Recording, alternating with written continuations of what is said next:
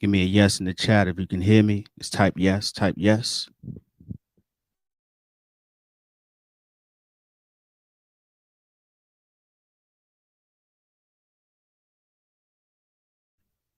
What's the deal? What's the deal? What's the deal?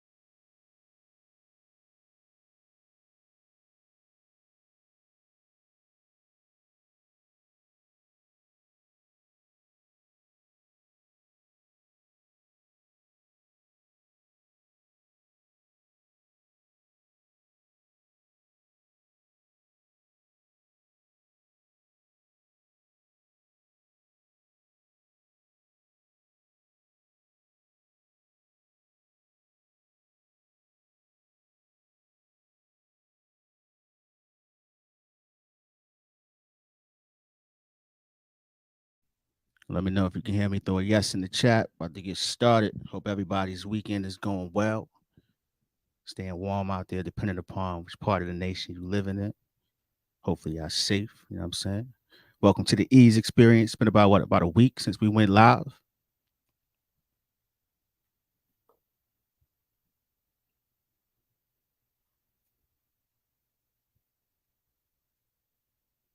Talk about a few things today. Hip hop nostalgia.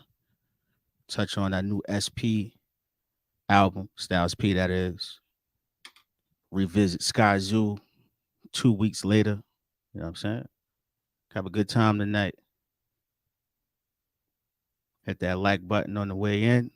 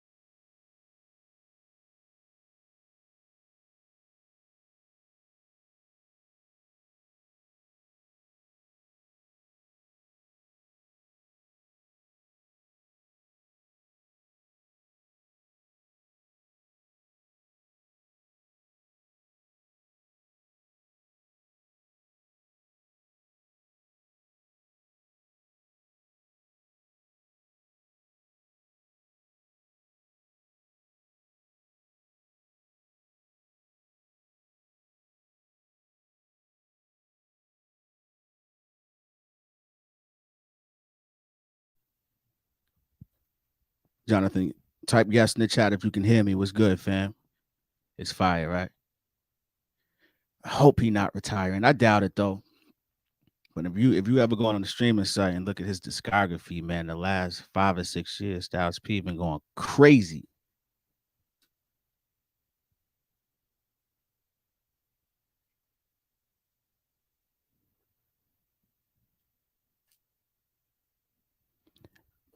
What's your favorite joint on the Styles P album, Jonathan? I know it's been less than 24 hours, right? A little over 24 hours, I would say.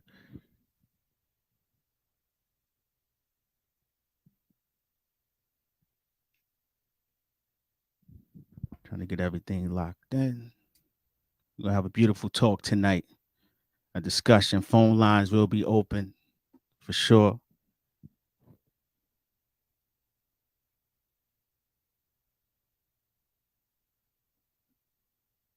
JB, what's good, fam? Told you I had you today. Told you I had you, man. Missed last week. You can't really compete with the NFL. You know what I'm saying? Everybody's eyes was on that. You know what I mean? But we here today. TNT, shout out to you. Props to you for checking in and loving real hip hop. I want to say real hip hop. Hip hop, you know what I'm saying? What we love, right? Lyrics.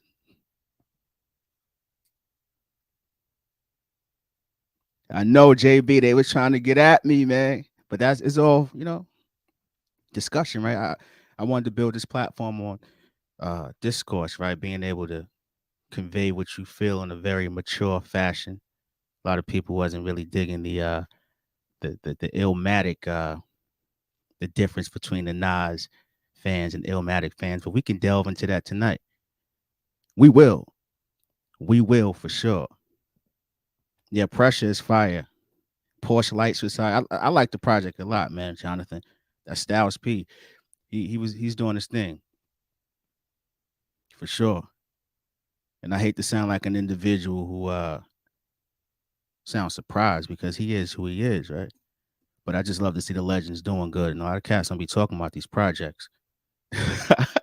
JB, fresh out the gate. They sensitive. I don't get it, man. Especially with hip hop. It's built off competition, right? That's at least what I thought it was. But when you're going to be competitive, you got to come with those facts and really speak factual. Factual. That's why I named this nostalgia, right? Because is nostalgia helping us? We're supposed to learn from the past and build upon it, not stay stuck and feeling as though no one else is allowed to feel or experience what we did. Because at that point, are we fans or did we become the gatekeepers that we talk so often about? Your style's doing this thing. Yeah, man. Who else dropped today? Well, yesterday. That's the first thing I noticed. So I've been sitting with that. I was playing that a lot. Skyzoo, playing that album, and I went back to Rock Days, Philadelphia Freeway, one of my favorite albums, man. Don't get enough. People don't talk about that album enough, especially as far as being a cohesive album during that time. Freeway did his thing. Dope music. I agree. Nostalgia can be good and bad. But here's my thing with nostalgia. We're gonna get right to it, man. When they come in, they come in, right? Nostalgia, at least even if you look at the definition, true definition of nostalgia, is a feeling. That's all it is. Snake, what's up, family? It's just a feeling. And somehow we've taken nostalgia, not we, some, and made it, and we all have our own biases. That's just life. But we've taken nostalgia and made it fact. And it's not, it's not. It really isn't. Because if that's the case, we are essentially becoming those who came before us who would say when rap first came out of hip hop, like, what is all that noise? Back in my day, nah, fam, it's music. We just building, we evolving. And I don't ever want to be that guy. So if me speaking on Illmatic makes, you know, some people uncomfortable or they hearing what they want to hear, because what I'm really stating is, once again, is Nas fans for the most part, and there are Illmatic fans. If you're not checking for what he's doing presently, and yet you still say it's not good music, you've pretty much proven what I've been saying all along. Why? Because KD3 Thun doesn't, it sounds like the 90s, but he's lacking Bomb Squad drums, or like, nah, we're not doing that. So we're gonna have a nice discussion about that. Snake, what do I think about Mos Def and DMX? Is both of them are legends, but X is, how many people, we talk about impact a lot. How many people have had an impact quite like X? 98 was different. Work ethic, quality music, sounded like no one. Sounded like no one. The passion, not to mention, fresh out the gate being an ultimate live performer. He checked all boxes, every single box. Mos Def, lyricist, of course, that's what he's known for. But a lot of people don't give him enough credit for his use of melody either. Mos Def approaches his work as a musician. If you really listen, and he plays drums, I believe too. Mos Def he's just an artist all around. He acts too, right? X is a legend. Can't hate X at all. Some people have X in their top 5, and I don't even argue with it. He's not in my top 5, but he checked all boxes and continues to do so to this day, because although he's not here in the physical form, that's how you know he's legendary. People still bump that music, man. And he wore the crown. 98 was his. I know a lot of people feel as though, because Volume 2 came out that year, that X had the city. And he dropped 2 projects that year too as well, right? Yeah, It's Dark as Hell is Hot and Flesh of My Flesh, Blood of My Blood. X is that guy, will forever be that guy, man. And at that time, he was kind of carrying a label too, right? Because that was Rough Riders. We started to think about Rough Riders in its totality when you start speaking about D Block coming over there, the Locks and stuff like that, and Eve. But X was the face of that. Big Pun and DMX had the best albums in 98 personally. Yo, my brother, man. Shout out to Chino Green. Love Big Pun Capital Punishment album. Fire. Fire. For sure. Your Snake, you be on your ish, man. Real rap. Pun is that guy. Only thing with, it's hard to rate people like Pun. And that's why I don't even get into other artists that don't have a long catalog. They're dumb nice. They're dumb nice. And it's kind of like, we talking about just being a rapper. He's that guy. But when we talking about discography, I don't know where to rate him, because do we go off of the promise of what could have been? Because obviously he was going to be that guy. Like he was the lane that he had, no one else was in that as well. So that's how you know you're a legendary figure. And to this day, we're talking 98. That's what, almost 25 years ago, depending upon when the album dropped. And he still has that impact. Big L, Pun was different for sure. What we got here? Snake. It's hard to rank Big L and Pun to me. They're some of the greatest rappers ever, but their catalogs aren't that big, sadly. They still have a lot of hot songs, though. Yeah, for sure. And that, I'm in agreement with you with that. But although even the songs that you mentioned, they're like memorable songs, even his features. He came through at a time, man, where it wasn't easy to make room for yourself. Let's keep it a buck. 97, 98, the game was, especially in NY, it was kind of like, it was cluttered, and Pun came through and did his thing. My favorite song on that album is that with Nori, I think Rockwell did it. Pun, you came out, what, making it happen. That's my, yo, we used to play that back to back to back. That was my ish. Terror Squad was dope. Word, Big L, your cousin? Big L. Big L. Big L was nice too, man. A lot of brothers, man, came through, made their mark in like a limited amount of time. So you can have an impact. And that's another thing I want to speak about too, right? Let's really get into it, man. Do you agree? Because I feel as though people make impact exclusive to a particular time. And I'm of the belief that impact happens over time. What do I mean by that? Right? Let's use Nas Illmatic as an example. We can speak about it, right?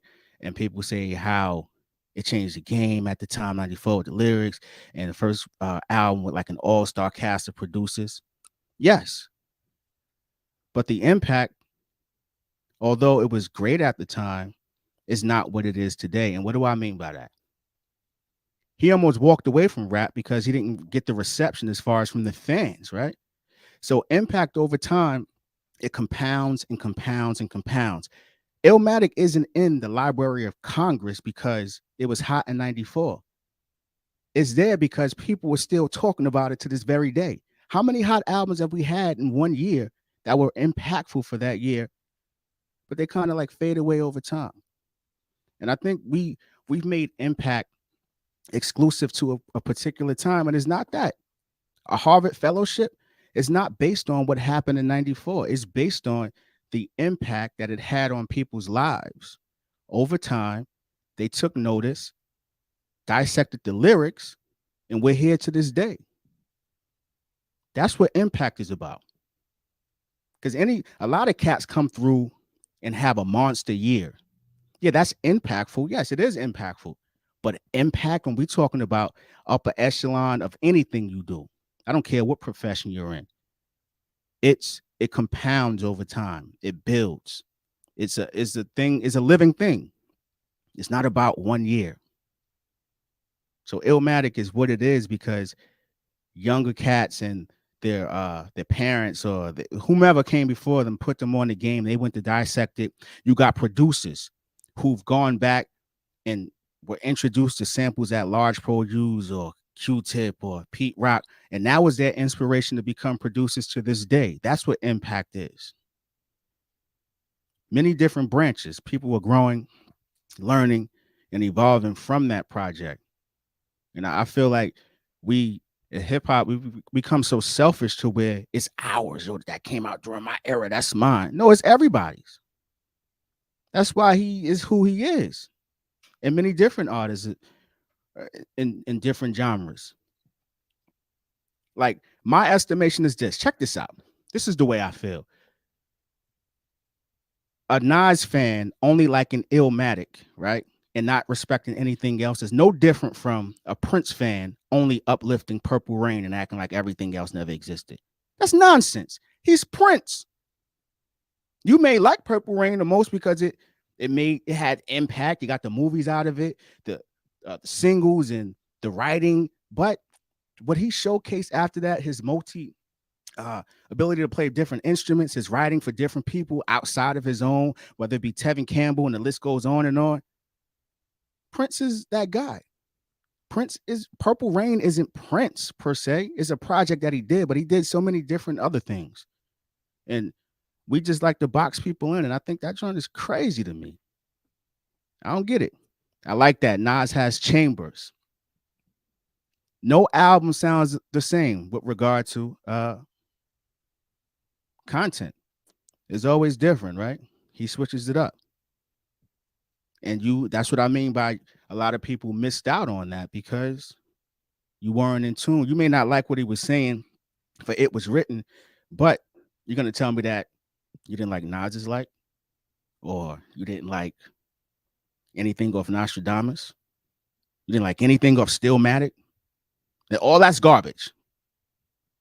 Nah, I'm not buying it. And you can't even provide any evidence to even state so, because if you're so in love with the Nas and Primo marriage, they've worked numerous times since then. You didn't check for that. None of it was good. Now, if you feel like Illmatic is the best album, that's not my argument, my fight. I never said it that it wasn't. But to act like what he's done post Illmatic isn't dope or fire, it's asinine. Doesn't make any sense. And I can't make anyone like that. That's not what I'm doing. But I'm just stating pure facts. No sensitivity, no beefing, no arguing. We're just having discourse. But we got to stop boxing ourselves in, because nostalgia can very well hurt us. And what do I mean by that? Nostalgia. We get so stuck in our ways to where the genre won't, or any music won't evolve. Because if Illmatic is yours and no one is from that, who's not from that era, isn't capable of truly understanding what he was saying, what he was writing, what he was feeling, that means that that project, based on your logic, will die once you perish, because you become an elitist. No one else can talk about it. So who's going to speak about this album when you're gone? Don't make sense to me. It doesn't make any sense to me. Come Get Me from Nostradamus, fire. Untitled, Godson, Lost Tapes, Life is Good. This is from the comment section. Why people slept on Untitled? Why? Because they didn't listen. They didn't listen. I'm telling you, they didn't listen. So many different pockets on that album. Something for everybody. They didn't listen to the album. They didn't. I'm telling you, they didn't. Most of these cats, you can ask them what year it came out. They don't know. Name anything outside of a single off an album. They don't know. What producers worked on it. They don't know. But it's whack. And that's dangerous.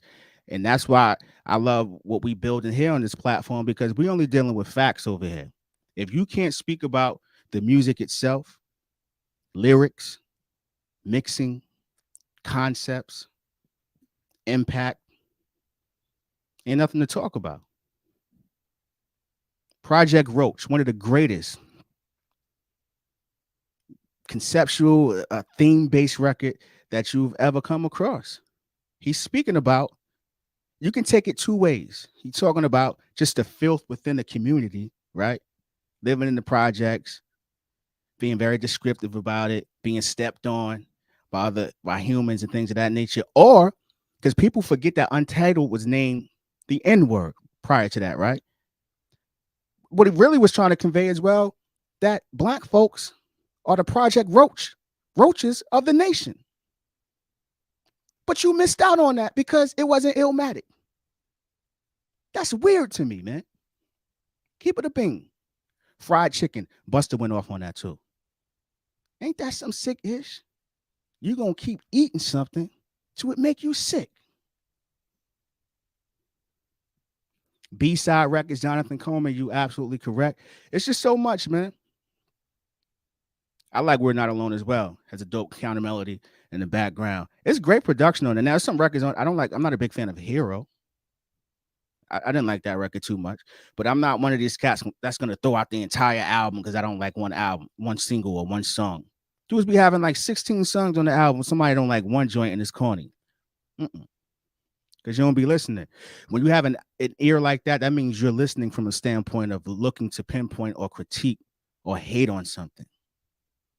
When I'm listening to music, I'm trying to find the things I like. I may not necessarily even like an entire song, but I can quote lyrics or a line like, oh, yeah, that touched me right there, man. You know what I'm saying? For sure. Hit that like button for real. But this is where we are, man. And I don't get it, man. I don't get it. And it's funny how we always find ourselves talking about Esco, because for all the accolades that he has, and a lot of people can possibly say this, but I feel like he still don't get the credit he deserves, because there was a split. Like, imagine you living your life every day, you trying to become a better human and be better in many different walks and areas or whatever, and everybody just keep holding you to this certain standard. Now, mind you, this standard that they holding them to, nobody else in the history of music has any one of those. Nobody else got an Illmatic. But you don't hold them to that standard. Queens Get the Money, great opening. Yeah, he was doing a lot of jazz, fifth quarter, couple strays on there. That may be one of his top 5 or 6 intro tracks. Towards the bottom though, but it's definitely a dope record, man. I love Untitled.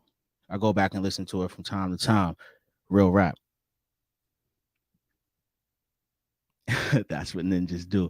I don't get it, man. But I'm not with all of the.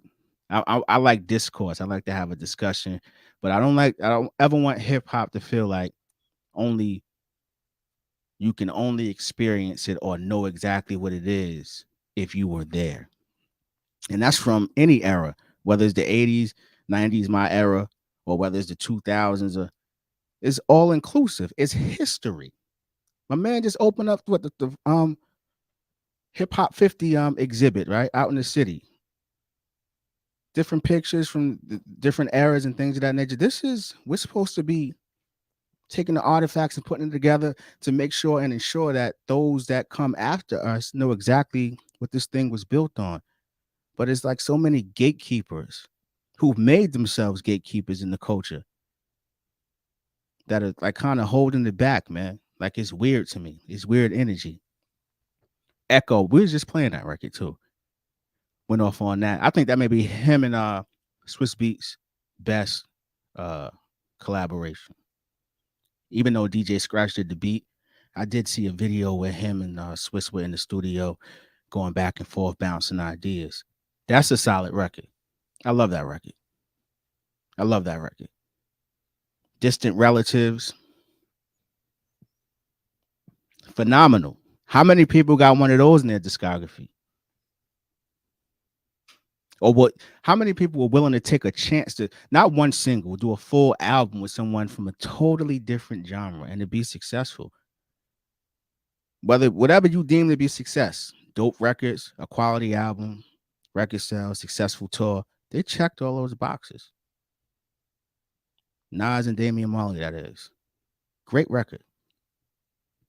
The Season, Dilla, he was spitting some facts on that too. But a lot of cats, yo, JB, they missed out on it. I'm telling you, some of these records you put in here, some of these cats don't even know what it is because they never took the chance to listen or the time to listen.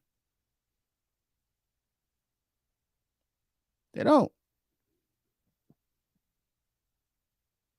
Wouldn't this be something? Hip hop is 50 and Nas turning 50. Wouldn't it be surprised if he dropped another album this year? When it comes to Nas and Hit Boy, nothing surprises me at this moment.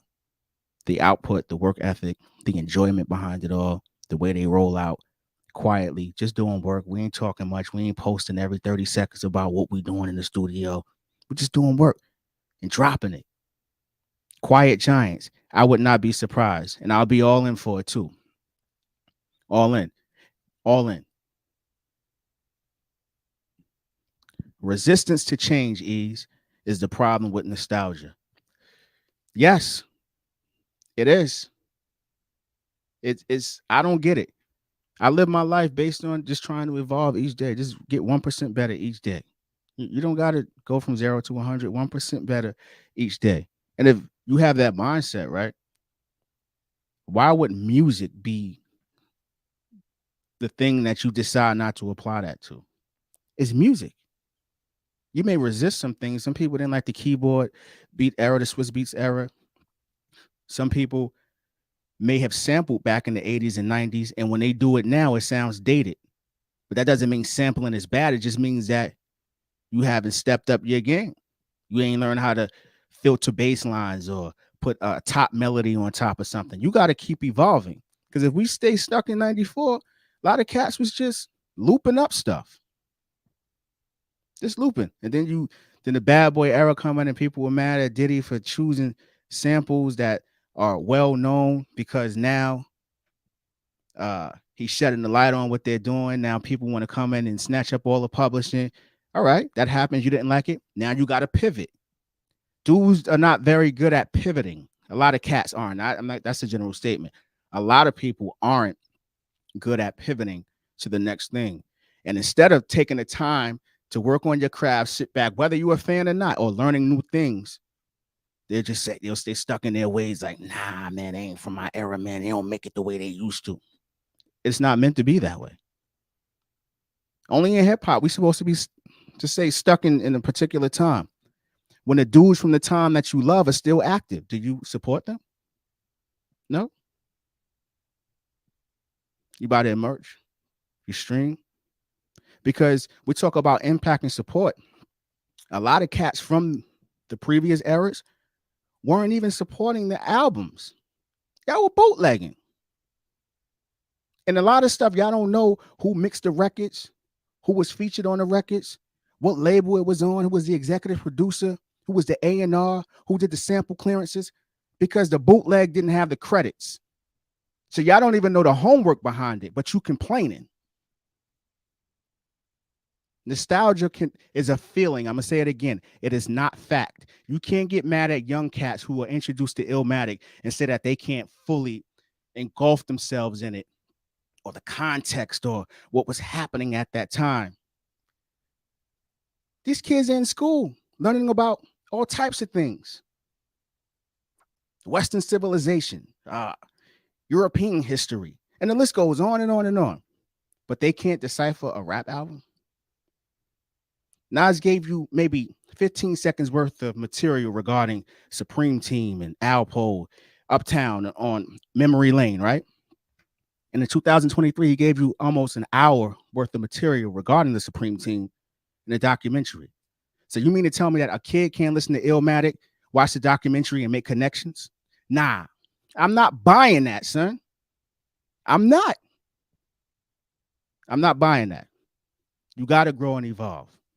Like Styles P recently said, shout out to Dame 252. I'm a gangster and a gentleman. When I go in the studio, I don't know what I'm gonna give. It's two sides to me. And that's why the short that I did earlier today, you can always ensure that Styles P is gonna do, he's gonna give you knowledge, he's gonna drop game, and he's gonna remind you that what? I am not to be played with. Checking all boxes. You want Styles from 98? That's cool, right? 99, early Bad Boy, mixtape era, whatever. Before, well, that was prior to that, but if you are stuck in a time, you don't get Styles who's been pumping out the importance of health, juices for lifestyles. If you're still stuck in your ways, or if nostalgia is the thing, these are men who are evolving. They're just not just rappers anymore. They're businessmen. They're pillars of a community. And we're going to fight against that because time and errors.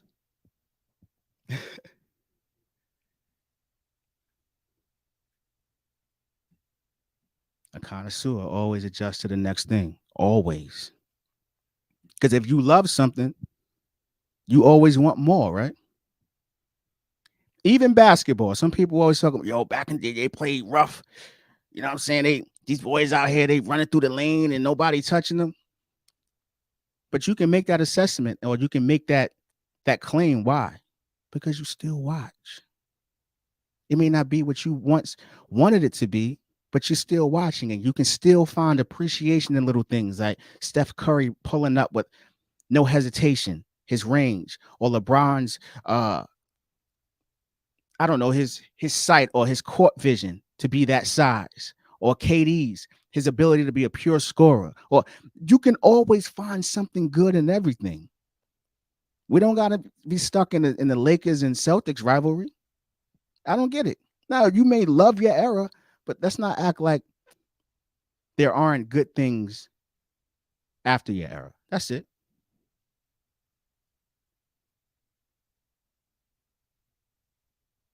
Damn, you right. Styles P album is fire, man. I've been knocking that since yesterday morning. I got up ready for work. It was nice. That gave me the energy to get the day started. I just love to see dudes having fun making music because they don't have to. That's another thing we have to. It's a different era in that sense too, where rap was the only source of income, or the lack of freedom had you waiting for more material. They drop when they want. I was the beginning of the live stream. I stated, go check out Styles on any streaming platform, and within the last 5 or 6 years, check out how many projects he's blessed us with. A lot of people don't talk about him as much as they should because there's no marketing behind it. But it is what it is. It is what it is. Imperial stats was good. Nas had the best album last year. Easy come through at the end of the year, blew everybody away. And Jonathan was just speaking on that. He's looking forward to another Nas collab or Hit Boy or whomever he gonna collab with album because turning 50, hip hop 50. You know they got some joint in the bag, man. You already know. You already know. But that's what I'm at with it, man. But I love just having discussions about all of this, man. About all of it. But let's prove me wrong. I want to deal with facts, man. I ain't dealing with no emotions, man. And nostalgia is not a fact. It's how you feel. Everybody has an era that they love. But that's the beauty of a playlist, right? You can pick and choose the things that you love and put it together. Now you got to listen to a full album if you're going to dissect or critique an artist. But you can take something from the 80s, 90s. We can go back to 50s, 60s, whatever. Make your playlist, and you got everything that you love, but you're still appreciating all the hard work that's before you or subsequent, right? Because if we go based on this nostalgia stuff, I might as well go back in my hard drives or my phone, and I need to delete every Frankie Beverly and May song, Whitehead and McFadden, Curtis Mayfield, Herbie Hancock, whomever came before me, because I couldn't appreciate it because I wasn't there. That's the beauty of music. You don't have to be there during that era. It speaks to you. You put on Marvin Gaye, what's going on to this day? It feels right. It feels right. It doesn't matter when you were born. Music transcends time. That's what classic records are about, right? It's for everyone. And every artist isn't lucky to have said that they have a classic album that has tested or has defeated time in a sense, right? How many? And this man has X got quite a few of them. Nas got albums that we can obviously Jay, Big, Pop, just it's a bunch of artists where their music is timeless. KRS-One, Rakim, Dre. You didn't have to be there to understand it, man. That's what the OGs are for.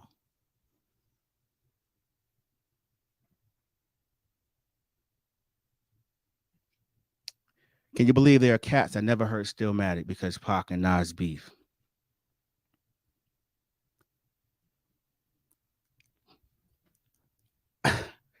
I don't get that. How can two individuals beefing stop you from listening to something? First of all, it ain't even your beef. Like how you? I'm not getting. Let's nah. I listen to everything that I like, and I'm willing to give everything a chance. I'm not gonna say somebody's album is trash if I didn't listen to it. Now, granted, it may be 12 songs on the track, and maybe if I get to track 6, if I don't like it, I may not finish. Like, you know what, this ain't for me. But I gave it a shot. We take everything outside of the realm of music personal.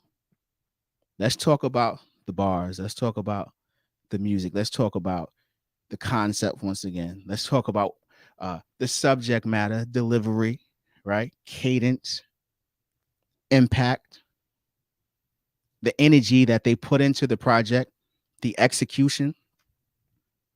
Because you can have a dope album, not sell any records. A lot of records like that, especially when you make beats. Think about how many samples people have come across where there were only 5 or 6 pressings of that vinyl. And it's a rare sample. Now it's different now because everybody puts everything on YouTube. But think about how many samples Primo or Pete Rock or Marley Marl came across that no one else had a chance to chop up because accessibility. They was just the lucky ones that went to the record or vinyl store conventions and put 10 racks on the table and had a relationship with a dealer, and they got all the records that were rare. Think about that. So now we're in a different era where things are so much more accessible. Well, this pretty much sums it up, JB. You're absolutely right. And this is the way I feel. Debate, dislike, whatever, but do your research. Because it ain't about being right or wrong, right? But you can't be in your feelings about it. You got to come with fact. Because there's been plenty of times I've been swayed in a different direction based on fact. Like, you know what? Nah, you right, son. You right. I'm dead wrong on this one. I get it. But that's what discourse is about, right? When we're being mature about it, we're gonna have some dialogue, we're gonna speak to each other. And because hip-hop is music, but it's part of our history in a sense, right? And if you don't take care of it, it's going to continue to get put in the wrong hands. And before you know it, the things that you loved, the things that we cherished, the things that we deemed to be important at a particular time will fade away because we held it so close, but we ain't share no knowledge, or we weren't open-minded, or we just are totally dismissive of anything outside of what we know. Like, just think about the times we live in where I remember cats was running around here mad at cat. Yo, they kids in here wearing skinny jeans. Bro, you just don't wear them. What you worry about what he wearing for? Like, you don't wear them. That's it. That's what they do. Now, I'm not going to condone everything that they do for sure, because that's not what mentors or mentorship is about. I'll pull you to the side. Like, nah, you shouldn't behave in this way, or you'll try this way, or give a grow and a glow, right? Like, I like the way you did this, but like, let's try to change this next time, right? That's how we speak to each other. But to be totally dismissive of what someone else is doing because it doesn't align with your beliefs, I don't understand it. I don't get it. I remember I put up a poll about AZ, and I was like, "Yo, who's the greatest Hispanic rapper ever?" Right? And I had Pun, Nori, and I think I put AZ up there, and people went nuts, right? But who am I to say what someone is? But it's how I know cats don't listen to lyrics, because AZ said it himself on How You Living, Nas, Pieces of a Man, half Hispanic. He said it. I didn't say it. And you getting mad because you want to tell someone else what they are. That's not my job. That's not my job. I don't put limited beliefs on people. If you believe something, or if that's your culture or that's your heritage, that's what you believe. That's you. We can have a discussion, but I'm not about to be wasting my breath trying to convince you to be something that you want to be. I'm too busy trying to figure out what I like.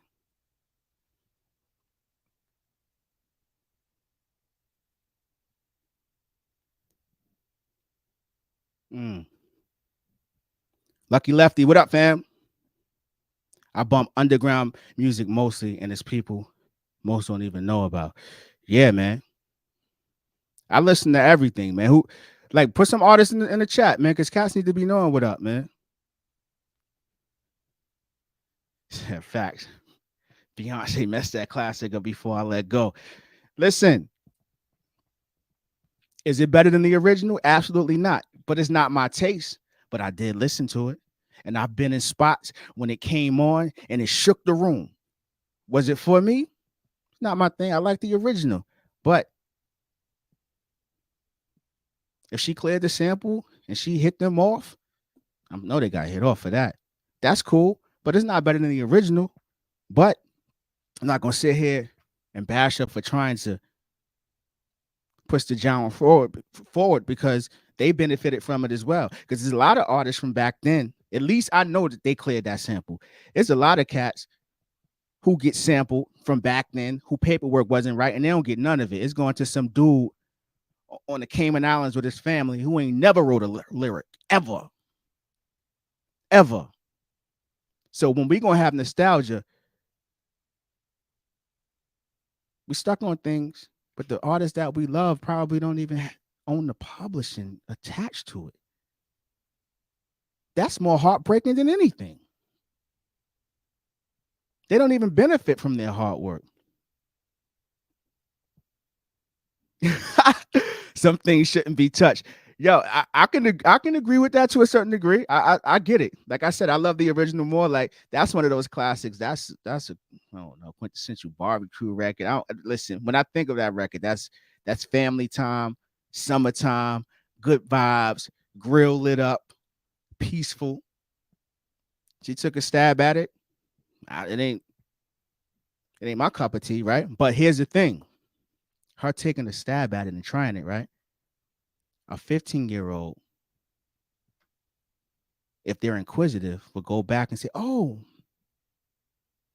mom, that's the song you used to play before, right?" Now we got the history. Now we got the connection. So now they're not saying it's Beyonce's song. They're saying what? Beyonce redid Frankly Beverly and May's song. That's what it's all about right there. The history. And it adds to the legacy for sure. Yes, Anita Baker just got ownership of her music. Right? I think it was after 30 years. There's like a clause in contracts now where you own the rights to your music. Because I went to her concert, I believe, maybe 4 or 5 years ago at Radio City, and it was her farewell tour because she was done because she didn't own anything. And now she's back outside because she got the rights to her joint again because she was pretty much putting her foot down. Like, I'm not doing this anymore because